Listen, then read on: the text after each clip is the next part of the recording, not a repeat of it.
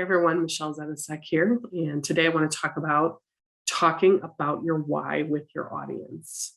So your why, you can split up your why in two different categories, your professional why and your personal why.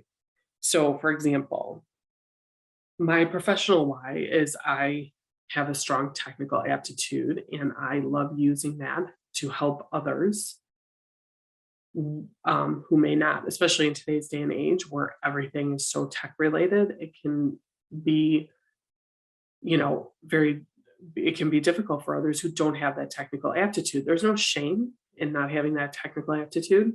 It's just everyone's gifted in different ways.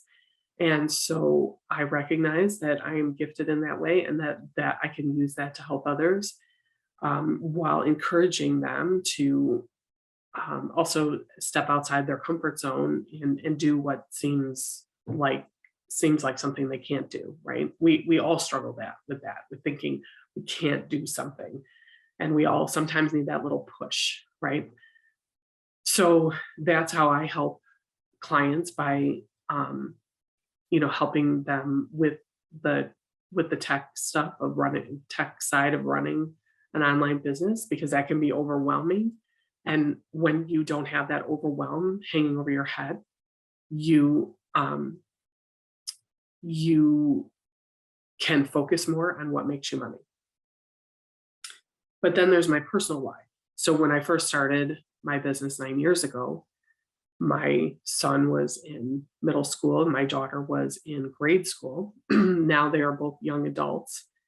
They still live with me, but they obviously don't need as much from me as they did at that time. And so, although at that time the importance was having that flexibility to be around for them, now I need that flexibility to be around to care for my parents. And so I do, but also my kids do still need me somewhat. So I need to be around for them as well. So my why has kind of shifted.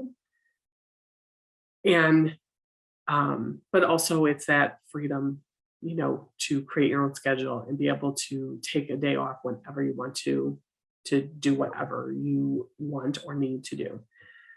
So with that being said, when I talk about that to my audience, like right now, if you're watching this, you might resonate with something I've said, whether you're a caregiver to your parents or grandparents. You're saying, yes, that's why I'm doing what I'm doing, because it gives me the flexibility to be able to be that caregiver. Or maybe you have children at home that you're still raising and you're saying, yes, I need that flexibility to be able to run this business around their lives, right? So now that I've done that, we now have a connection, even though I may not know who you are and you're just kind of getting to know who I am. You feel that connection with me because you can relate to what I'm saying. So what I will tell you is that, because there are a lot of people who don't like to put themselves out there, so to speak. And that's where in situations like this, you can share as much as you're comfortable sharing, right? I would say if you want your audience to connect with you, you have to be willing to share some personal information. But again, you get to decide how much of that you share. Obviously you're not going to share your social security number, but you might share that you're married and have 2 kids or whatever the case may be, right? You may not share that you and your husband are having marital problems. Nobody needs to know that, right? If you don't want them to know that now, but you also may be someone who's comfortable sharing that. Like, especially if it has something to do with your business, if you're a business coach and you are navigating, you're running your business along with dealing with marital problems, might resonate with your audience. Again, if you're not comfortable sharing that information, you don't have to, but you can if it is kind of in line with what you do for people. Because that's then people are going to be like, oh, wow.